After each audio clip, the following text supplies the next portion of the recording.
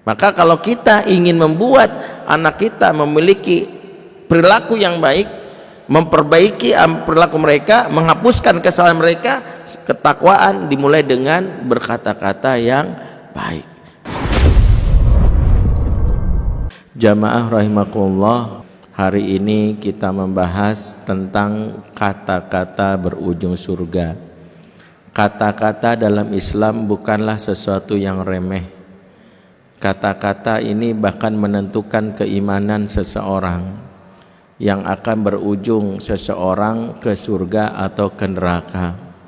Sehingga urusan kata-kata inilah Rasulullah SAW sering kali mengingatkan, man kana yu'minu billahi wal yaumil akhir falyakul khairan aw liyasmut.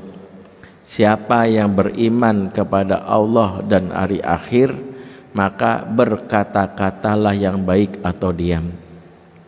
Hadis ini menghubungkan antara kata-kata dengan keimanan, bahwa orang beriman memikirkan apa yang keluar dari lisannya. Pertama, dipastikan yang keluar dari lisannya itu baik. Maka hadis ini memulai dengan yang pertama, dianjurkan berkata-kata yang baik. Jadi bukan diam yang disuruh, diam itu memang emas, tapi berkata-kata yang baik itu berlian. Jadi jangan sampai kita karena berprinsip diam itu emas, sehingga tidak ada lagi orang yang mau berkhutbah karena berpikir diam aja kan emas. Tidak ada lagi orang yang mau memuji istri sudah berhias, kita diam aja. Kenapa? Maaf Ustadz, diam itu emas. Padahal memuji pasangan kita itu juga sesuatu yang menunjukkan nilai yang lebih. Seseorang merasa bahagia ketika dipuji. Makanya di antara amalan yang menjadi amalan unggulan di dalam Islam, di mana Rasul katakan afdalul a'mal, ya, ahabul a'mal indallah, amal yang paling disukai oleh Allah, paling dicintai oleh Allah, yaitu tudkhilu sururu fi qalbi muslim, memasukkan kesenangan kepada hati seorang muslim. Di antara makna memasukkan kesenangan kepada hati seorang muslim, yaitu biasakan berkata-kata yang menyenangkan hati. Maka di antara hal yang membuat seseorang nanti masuk ke dalam surga adalah kata-kata yang akan mengajaknya kepada surga. Makanya di surga, di antara kenikmatan yang dirasakan penduduk surga itu orang yang berada di dalamnya dilatih dan sudah pasti berkata-kata yang baik. Sejak awal mereka masuk sudah mendapatkan sambutan dan kata-kata yang baik. Malaikat ketika menyambut seseorang masuk surga, apa kata malaikat? Salamun alaikum bima sabartum. Keselamatan atas kalian atas kesabaran kalian. Jadi seseorang saat masuk surga, dia sudah mendengar kata-kata yang baik. Makanya di antara kebiasaan penduduk surga, mereka terbiasa berkata-kata yang baik. Dan di antara kata-kata yang baik yang biasa dilakukan penduduk surga adalah mengucap salam. Makanya di dalam surat Al-Hijr ayat 46, Allah katakan di antara kebiasaan penduduk surga adalah udkhuluha bisalamin aminin. Masuklah kamu ke dalamnya, yaitu ke dalam surga, dengan salam dan rasa aman. Ayat ini menggambarkan bahwa seseorang masuk surga masuk dengan salam. Salam di sini maknanya dua. Yang pertama, salam maknanya adalah kedamaian, kesejahteraan. Seseorang masuk surga dalam keadaan damai, sejahtera, tanpa kekurangan apapun.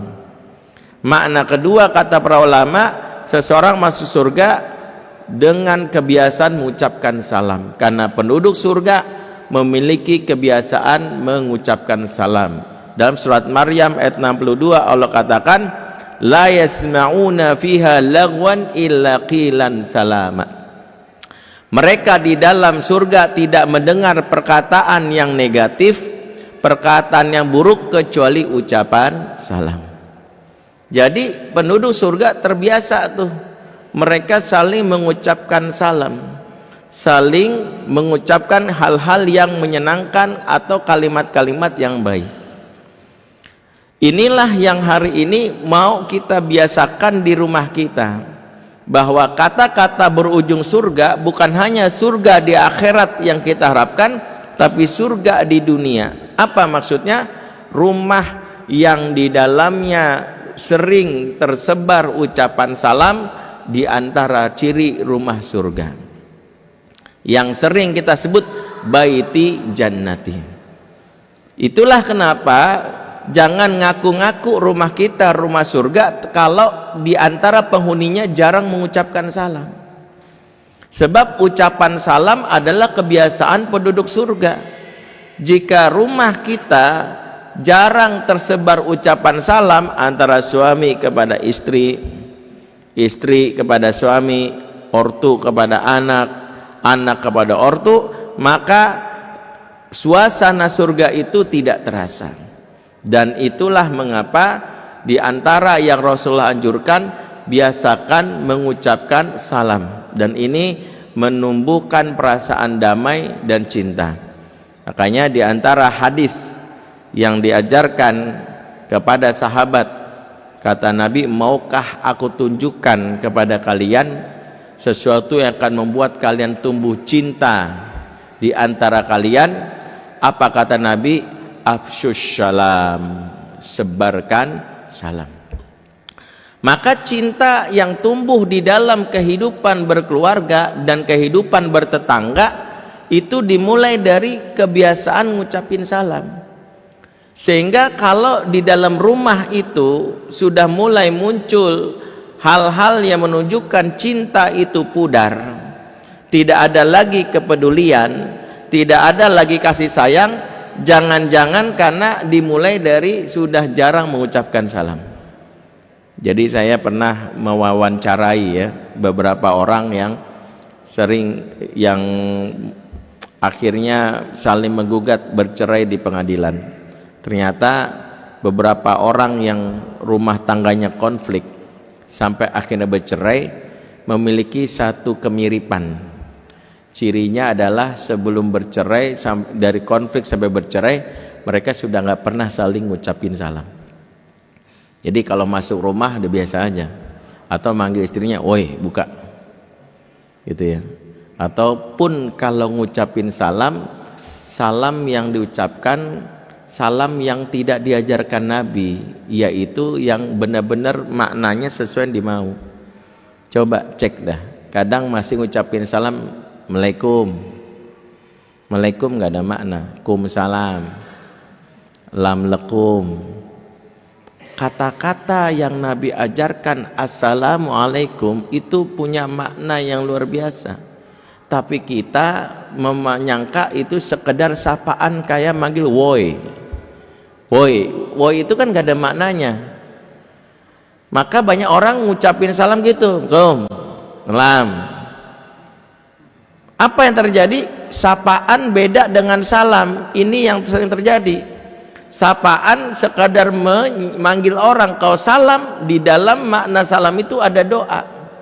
Sehingga di antara mengapa Nabi menganjurkan kita sering mengucapkan salam, sebab ada doa yang sering kita sampaikan kepada orang, assalamualaikum.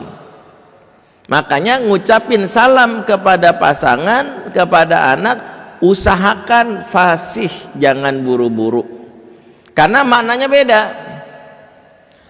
Maaf ya, ada yang ngucapin salam saking buru-burunya assalamualaikum. Assalamualaikum itu pernah diucapkan orang Yahudi kepada Nabi, dan itu didengar Aisyah. Apa arti assalamualaikum? Kecelakaan bagi kamu. Asam itu maknanya racun, dipakai untuk menghinakan orang atau berkata buruk pada orang. Assalamualaikum, racun loh gitu, alias mati aja sekalian gitu. Jangan-jangan diantara penyebab pasangan atau anak kita ya setiap di rumah sering sakit-sakitan, mules perutnya, itu diantaranya doa yang kita ucapkan tanpa sadar, assalamualaikum. Maka jangan meremehkan bagaimana para sahabat itu memaknai ucapan salam ini. Sehingga para sahabat saking paham tentang bagaimana ucapan salam ini, ada yang kalau istilah anak muda zaman now gabut ya. Gabut itu nggak ada kerjaan, mereka itu memberikan salah satunya nongkrong di pinggir jalan cuman tebar salam. Assalamualaikum warahmatullah. Assalamualaikum warahmatullah. Assalamualaikum warahmatullah. Itu yang dilakukan sahabat kalau gabut. Mengapa? Karena mereka menjadikan kebiasaan ini untuk apa? Untuk menebar cinta, untuk menebar doa. Jadi kalau kita di rumah itu tidak ada ucapan salam, maka mempengaruhi suasana rumah. Karena salam itu ada doa, apalagi kalau salamnya lengkap ya. Kan ada 3 doa yang kita sampaikan kalau salamnya lengkap. Assalamualaikum. Assalam maknanya keselamatan, kesejahteraan. Dan itulah hakikat dari Islam, dari kata aslama yuslimu islaman. Jadi bentuk wazan af'al dari salam itu adalah Islam. Jadi Islam itu membawa salam. Salam itu maknanya keselamatan, kesejahteraan, kebahagiaan. Makanya saat kita ngucapin assalamualaikum, kita doain keselamatan, kebahagiaan, kesejahteraan. Yang kedua, warahmatullah, kita doain kasih sayang Allah. Orang kalau sudah disayangi Allah pasti hidupnya bahagia, pasti dia dapat pertolongan.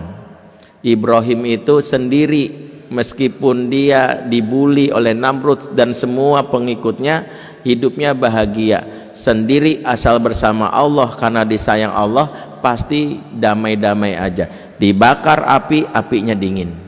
Gak akan pernah bisa seseorang mencelakakan seseorang yang sudah disayang sama Allah.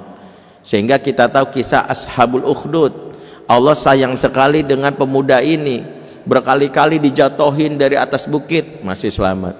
Dipanah, ternyata kena tombak, nggak mati. Allah sayang untuk menunjukkan aku jaga ini hambaku yang spesial.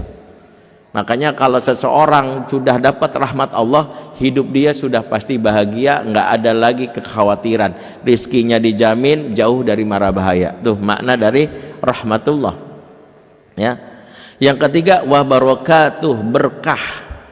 Didoakan berkah. Berkah itu apa? Bertambahnya kebaikan, ziyadatul khair.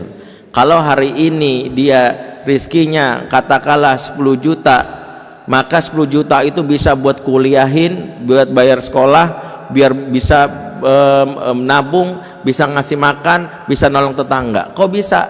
Berkah. Berkah tuh begitu. Berkah itu waktunya sama, rizkinya sama, tapi manfaatnya beda. Makanya didoakan 3 hal ini setiap hari, sehingga setiap doa itu kita sampaikan kepada anggota keluarga, maka anggota keluarga kita mendapatkan sesuatu yang membuat rumah itu menjadi seperti surga. Karena penghuninya bahagia, ditolong sama Allah, penghuninya berkah, sehingga rumah surga itu seperti itu. Sehingga kalau kita temukan seseorang di keluarga itu perilakunya buruk, ngomongnya kasar, nggak pernah sholat, kalau mau supaya mereka berubah, jangan remehkan kekuatan ngucapin salam. Anak kita yang mungkin bandel banget, nggak pernah mau sholat, maka sambutlah dia kalau masuk rumah, assalamualaikum bang, assalamualaikum warahmatullahi wabarakatuh. Begitu. Jadi jangan di mana lu, anak setan lu. Nggak ada salam didoain anak setan, makin jadi tuh anak. Punya pasangan, nggak mau ibadah, nggak mau sholat, kita baru aja datang pengajian, dia malah main TikTok. Istri kita malah goyang. Jangan diomelin. Kalau pengen dia dapat, doakan pada datang. Sayang, assalamualaikum warahmatullahi wabarakatuh. Apa sih bang? Doain kamu aja. Jadi selama ini kita meremehkan ucapan salam, padahal dia adalah kekuatan yang akan mengubah seseorang. Makanya para sahabat itu berlomba-lomba untuk salam. Bahkan kalau diucapin salam Rasul, mereka tuh senang. Diceritakan ada seorang sahabiyah bersama anaknya di rumah. Saat itu Rasulullah mendatangi rumahnya ingin bertemu dengan suaminya, tapi suaminya tak ada di rumah. Maka saat itu Rasulullah mengucapkan salam ke rumah tersebut, Assalamualaikum. Maka sahabiah ini tahu, mengintip bahwa Rasul yang datang, dia tahu Rasul, dia jawabnya pelan, Waalaikumsalam. Maka Rasul karena tak dengar mengulang salamnya yang kedua kali, Assalamualaikum warahmatullah. Maka lagi-lagi sahabiah ini menjawab salam dari balik pintu tapi pelan, Waalaikumsalam warahmatullah. Maka Rasul pun tak mendengar, maka diulang sampai 3 kali, Assalamualaikum warahmatullahi wabarakatuh. Lagi-lagi sahabiah ini mengulang salam, menjawab Rasul tapi pelan, Waalaikumsalam warahmatullahi wabarakatuh. Maka adab salam berapa kali? 3. Ya kalau udah 3 udah. Jadi jangan kita malah kepo ya, kita buka jendelanya, wow ya ada orang nggak sih gitu. Jadi Rasul adabnya 3 kali nggak dijawab balik. Disitulah sahabat tadi, ya Rasulullah kami di sini, nahnu huna. Rasulullah bingung, lah tadi saya ngucapin salam, kenapa enggak kalian jawab? Saya cukup kencang mengucapkannya. Maka sahabat ini mengatakan, kami menjawab salam engkau Rasul tapi pelan. Kenapa jawabnya pelan? Sengaja Rasul biar engkau ulang, karena doa salam itu doa, semakin diulang semakin baik. Tuh, sampai ada sahabat yang memaknai kalau Rasul ucapin salam pelan-pelan aja supaya diulang. Jadi makanya kenapa ada ustadz yang kalau jawabnya pelan itu mungkin jangan-jangan sengaja ya. Jadi kalau ada yang ustadz ngucapin salam jamaahnya pelan, jangan-jangan sengaja biar diulang gitu ya. Jadi kita ulang-ulangan salam. Jadi mengulang salam maksimal 3 kali dan itu baik. Ya. Jadi di antara hikmahnya ngucapin salam itu adalah melembutkan hati. Kalau pasangan kita kasar, ucapkan salam. Kalau anak kita kurang dalam ibadahnya, ucapkan salam. Jadi jangan sampai ini dianggap remeh. Baik kita dalam pergaulan, baik kita dalam WA. Kadang ucapan salam WA karena tulisan, dan ini bahaya, main singkat aja, ASS ya, S itu bahaya tuh, atau askum. Apa susahnya ucapin assalamualaikum? Dalam hal ini jawablah waalaikumsalam di WA. Kenapa? Terbiasa ngucapin salam itu akan berujung kepada surga. Surga di mana? Surga di dunia, khususnya di rumah kita. Jadi rumah yang terasa suasana surga, rumah yang penghuninya terbiasa ngucapin salam. Jadi latihlah anak kita, latihlah pasangan kita. Kau perlu kalau istri kita nelpon, dari sekarang tekadkan untuk mengucapkan salam dengan benar. Jadi jangan buru-buru, jangan Assalamualaikum. Ya, kalau perlu kita jawabannya adalah lebih lengkap, Assalamualaikum warahmatullahi wabarakatuh. Ya, paling istri bilang ini kayak operator bank syariah gitu ya, mungkin begitu. Tapi kalau kita membiasakan diri mengucapkan salam, maka akan berdampak dengan lembutnya hati. Kenapa? Salam itu adalah doa yang sering diulang. Tahukah apa manfaat dari doa yang berulang? Doa yang diulang itu seperti tetesan air yang akan menjebol batu yang keras. Batu yang keras, tetesan yang berulang akan jebol. Maka hati yang keras, hati yang kasar, hidayah itu akan datang seiring dengan penghuni yang menyampaikan salam kepada anggota keluarga yang lain. Jadi kalau ingin melembutkan hati, sering-sering ucapin salam. Kalau dia nggak jawab gimana Ustadz? Itu urusan dia.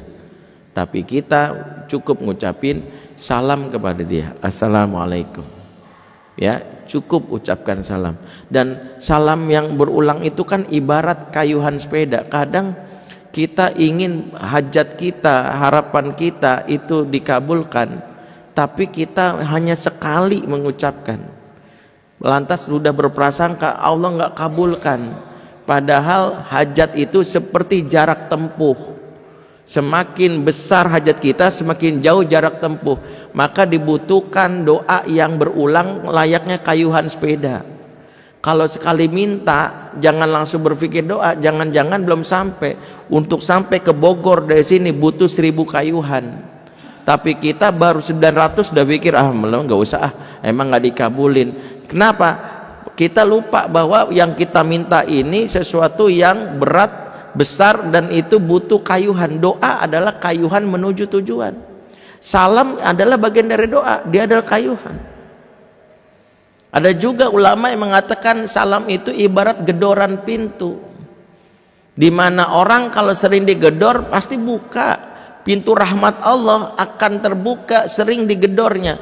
Bedanya kalau manusia sering digedor pasti kebuka pintu walaupun kesel, ya. Ngapain sih gedor-gedor mulu gitu kalau manusia. Tapi kan kebuka. Coba aja kita masuk ke dalam rumah, Assalamualaikum Pak.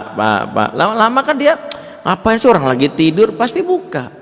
Tapi beda, Allah jika hambanya menggedor pintu langit dengan doa termasuk ucapan salam, Allah cinta sama hamba tersebut.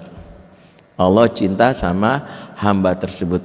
Sehingga di antara yang harus kita biasakan, lagi-lagi mulailah membiasakan ucapan salam, ya. Jadi jangan meremehkan ucapan salam.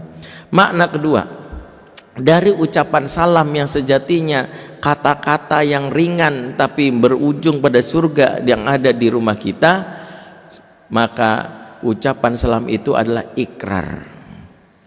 Ikrar dari sang pengucap, ikrar dari orang yang mengucapkan.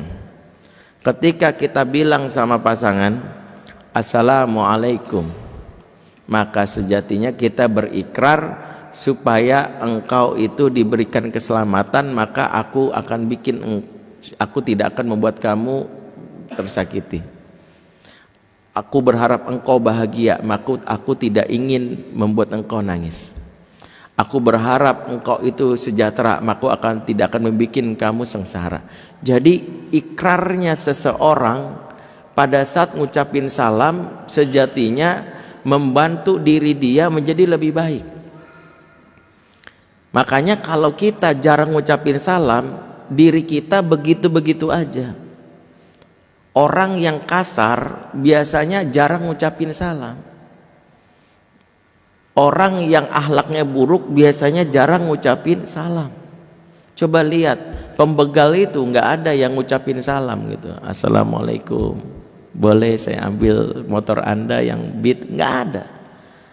Yang ada adalah sumpah, apa lo, tabok lo, gue bunuh lo.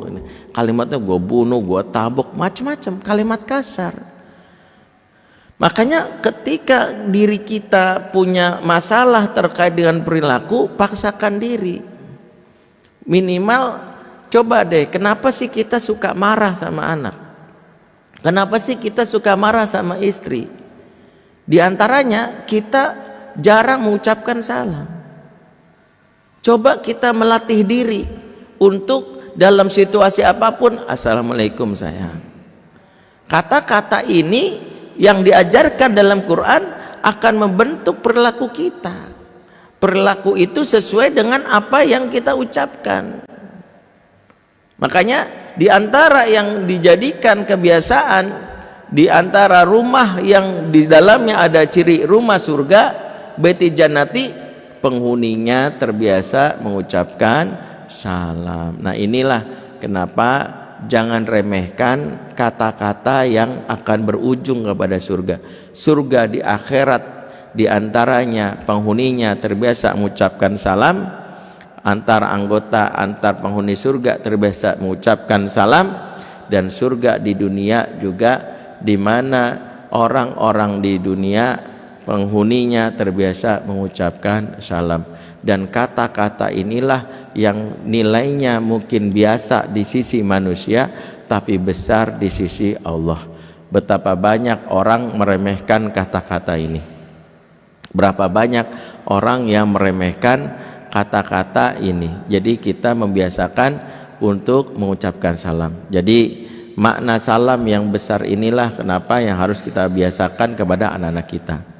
Anak-anak kita pun bagaimana terbiasa menjadikan kata-kata baik itu tergantung dari yang diajarkan di rumah. Isi kepala anak kita itu tergantung dari apa yang dia peroleh waktu dia di dalam rumahnya. Jika dia, kenapa anak saya sulit ngucapin salam? Karena dia terbiasa kata-kata yang didengar bukan ucapan salam.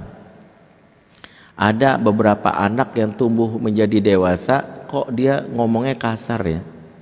Kenapa sih dia ngomongnya kata-katanya ya menyakitkan hati ya? Di antara penyebabnya anak-anak tumbuh seiring dengan apa yang sering dia dengar di masa kecilnya. Apa yang dia dengar di masa kecil mempengaruhi pikiran dan akalnya dia, sehingga kalau otak itu ibarat teko yang diisi sejak awal, maka saat dituangkan itulah sejatinya isi teko yang dituang, yang dimulai diisi oleh pemilik teko tersebut. Anak yang terbiasa ngomong kasar karena tidak terbiasa berkata-kata yang baik dari orang tuanya, ya, tidak terbiasa berkata-kata yang baik. Saya pernah misalnya melatih atau membimbing anak-anak jalanan di sebuah panti gitu ya. Ada satu hal yang mereka terbiasa tuh kalau ngobrol di antara mereka, maaf ya, menyebut anggota kebun binatang gitu. Ya, jing gitu, gitu, nyet gitu. Saya bilang apa nih, anjing penyet, saya bilang gitu. Jadi kadang-kadang gitu ngomongnya jing, nyet. Dan itu di antara mereka.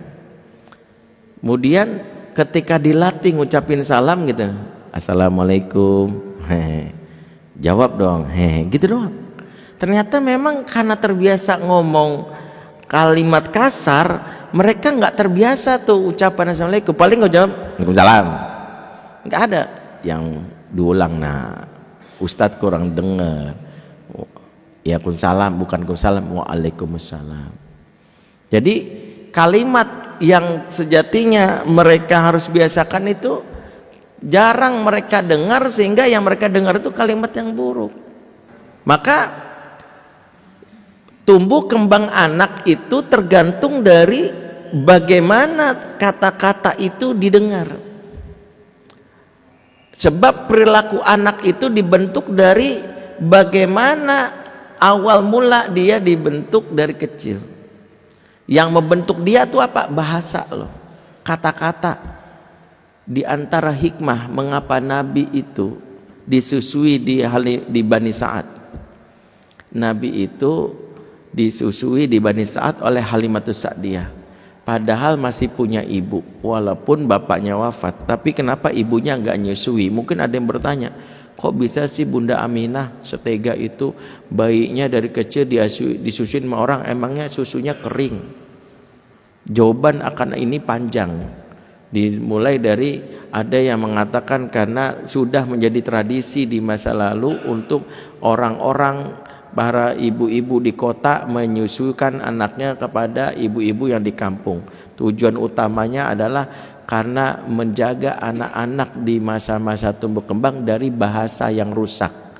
Jadi di masa itu kota Mekah itu adalah kota tempat transit banyak orang, karena disebut kota niaga gitu, kota Mekah di masa itu.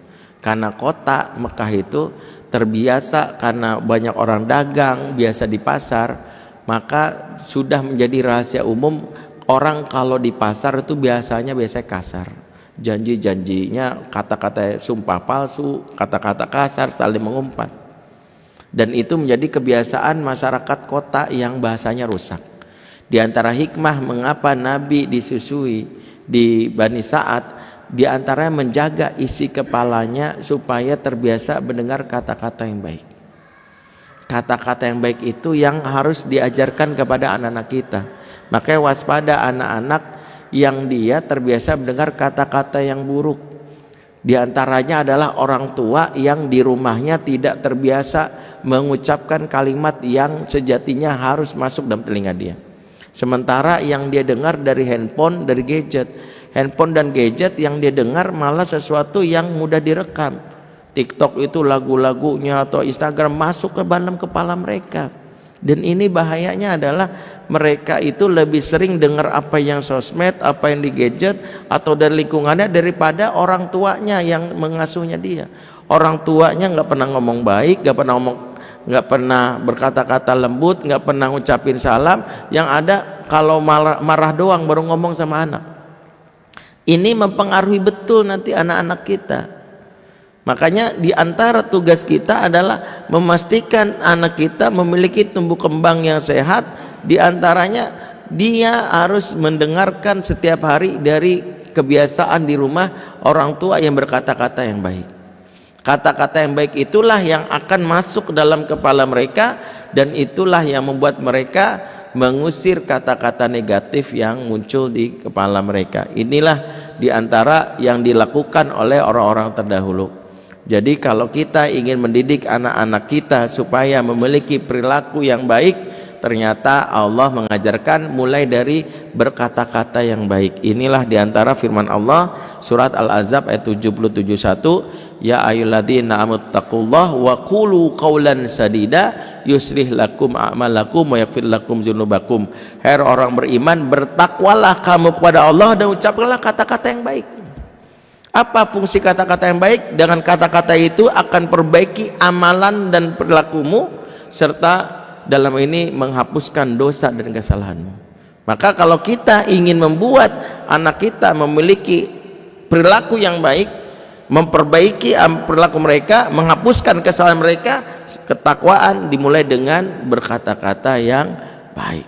Kata-kata itulah yang akan membentuk mereka menjadi pribadi yang baik. Doa kepada anak jangan diremehkan. Marahnya seorang ibu berujung kepada siapa? Marahnya seorang ayah berujung pada apa?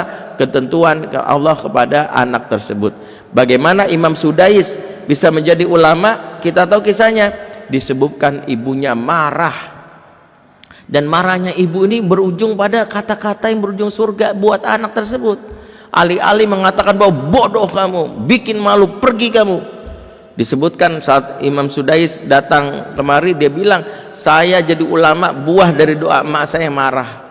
Mak saya, ibu saya marah mengatakan, ya ukhruj anta ilal haram la'allaka imama masjidil haram. Keluar kamu ke Masjidil Haram. Ibu laknat kamu, semoga kamu jadi imam Masjidil Haram.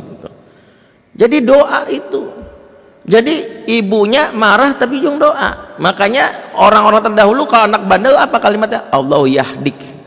Jadi biasanya kalau anak bandel itu bilang dasar kamu, bodoh kamu. Mendingan Allah yahdik, semoga Allah memberi petunjuk kepadamu. Itu diantara yang diajarkan. Taib ya, udah masuk waktu Isya. Mudah-mudahan setelah Isya kita lanjutkan sekilas atau mau ada diskusi kita jawab. Aku lu qouli hadza fa astaghfirullahaladzim. Wassalamualaikum warahmatullahi wabarakatuh. Kita memahami bahwa berkata-kata yang baik adalah perintah dari syariat, dan itu sangat mempengaruhi tumbuh kembang anak-anak kita. Itulah mengapa jangan biarkan anak-anak kita menerima dari sekitarnya, dari orang tuanya sesuatu yang buruk.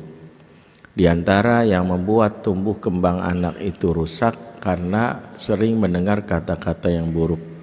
Lewat apa? Lewat gadget, media, bahkan jarangnya mereka berada di majelis ilmu. Itulah mengapa anak-anak yang sering hadir di majelis ilmu, sejatinya kita membiarkan atau membiasakan telinganya mendengar kata-kata yang baik. Meskipun mereka mondar-mandir, ada yang tidur, ada yang tidak menyimak, sejatinya otak mereka tetap merekam. Otak mereka tetap menyerap. Ada apa yang disampaikan ustadz, apa yang disampaikan khotib, itu diterima oleh otak mereka. Di antara rahasia Imam Syafi'i bisa menghafal Quran karena dia sering mondar-mandir di majelis ilmu. Disebutkan bahwa dalam manaqibnya ibunda Imam Syafi'i orang yang miskin karena statusnya janda, sehingga Imam Syafi'i ingin membahagiakan ibunya dengan cara menjadi seorang yang ahli Quran, tapi ibunya nggak punya uang untuk membayar guru ngaji, karena dulu guru ngaji profesi yang mahal. Sebulan itu kalau dirupiahkan sekitar ratusan juta. Maka akan kesadaran itulah Imam Syafi'i, dia nggak bisa ngaji langsung ke ustadz syekh yang paham Quran. Beliau kalau ada halaqah Quran mondar-mandir aja, mondar-mandir aja, sampai setiap hari syekhnya baru menyadari ada anak yang kerjaannya di majelis saya mondar-mandir aja. Maka ditanyalah, dipanggillah anak tersebut, ta'al sini kamu. Ditanya, saya perhatikan kamu mondar-mandir dan selalu ada di majelis saya. Apa yang kamu lakukan? Anak ini pun Imam Syafi'i muda mengatakan, saya punya ibu yang janda, nggak punya uang untuk membayar guru ngaji, dan karena itu saya hanya memanfaatkan waktu mondar-mandir mendengarkan apa yang Anda katakan. Setiap saya dengar, saya hafalkan, saya bawa pulang, saya catat. Maka ditanya oleh gurunya, coba apa yang pernah engkau dengar dari aku? Maka Imam Syafi'i mengulangi apa yang disampaikan gurunya tersebut yang beberapa hari didengar, dan disebutkan dalam kitab tersebut bagaimana Imam Syafi'i mengulangi omongan gurunya dari awal sampai akhir, satu huruf tidak ada yang tertinggal. Betapa Imam Syafi'i dikaruniakan kecerdasan, dan itu disebabkan juga dia senang berada di majelis ilmu. Itulah kenapa jangan sampai anak kita mendengarkan kata-kata yang buruk di lingkungan rumahnya sendiri. Bapak yang jarang ngomong baik, ibu jarang ngomong baik. Kata-kata baik itu akan mengusir hal-hal buruk yang diserap di telinganya. Kalaupun ada kata-kata buruk, karena sering dengar kata baik, kata-kata buruk itu terusir dengan sendirinya. Ya, kata Quran dalam surat Hud 114, innal hasanat yudhibnas sayiat. Sesungguhnya kebaikan atau kata-kata yang baik akan mengusir kata-kata buruk. Pernah dikisahkan juga ya dalam kitab Syiar A'lam An-Nubala, kisah Imam Nawawi muda. Imam Nawawi waktu mudanya dia sudah hafal Quran, selalu hadir di halaqah Quran. Bahkan disebutkan Imam Nawawi waktu itu sudah hafal ratusan ribu hadis, sudah hafal Quran, duduk di halaqah hadis. Jadi hidupnya berpindah hanya dari satu majelis ke majelis yang lain. Setelah hafal ratusan ribu hadis, di usianya dia belasan tahun, disebutkan 19 tahun, beliau menghafalkan kitab. Jadi setelah hafal Quran, beliau menghafal hadis, setelahnya menghafal kitab. Kenapa kitab dihafal? Karena dulu kertas itu mahal, sehingga kalau disimpan itu nggak semua orang punya. Kalaupun disimpan rentan rusak. Maka tradisi para penuntut ilmu zaman dulu hafalkan dulu meskipun nggak paham isinya. Karena kalau kitabnya rusak, insya Allah masih nempel isinya di kepala. Menariknya Imam Nawawi waktu muda menghafal kitab fikih. Fikih nama kitabnya At-Tanbih, ditulis oleh Imam Syekh As-Sirazi. Dalam kitab tersebut dijelaskan termasuk bab tentang mandi junub. Dalam keterangan penulisnya yaitu Syekh As-Sirazi, yajibul ghuslu min ilajil hasyafah fil farji. Wajib seseorang mandi jika masuk hasyafah ke dalam farji. Ya, sebagian kita pasti sudah ngerti maksudnya. Wajibnya mandi kalau masuk hasyafah ke dalam farji. Imam Nawawi umur 19 tahun di masa itu, beliau sejatinya kalau sekarang tingkat kuliah semester 1, walaupun ngerti bahasa Arab tapi khusus istilah ini nggak tahu.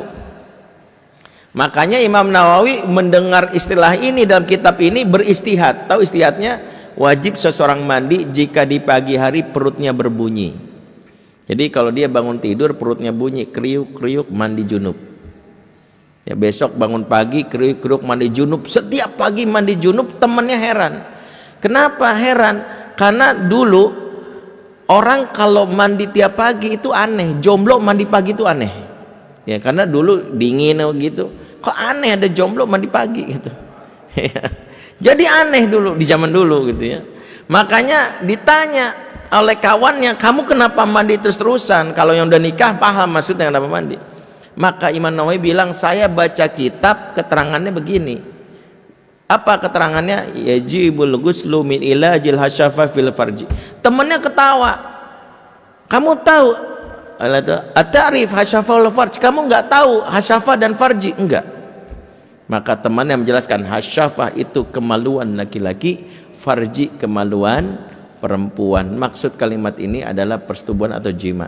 Imam Nawawi mentertawakan kebodohannya dalam tanda kutip. Dia nggak ngerti tentang hal itu. Umur berapa dia? 19 tahun. Tingkat mahasiswa tingkat 1. Nggak ngerti urusan reproduksi, bukan karena bodoh, karena seringnya yang baik-baik, yang jelek-jelek nggak kepikiran sama dia. Makanya mengapa anak kita suka mendengar yang buruk-buruk? Karena yang baik-baiknya jarang didengar. Biasakan rumah jadi tempat menyemai kata-kata yang baik, jauhkan dari kata-kata buruk, dari kata kasar.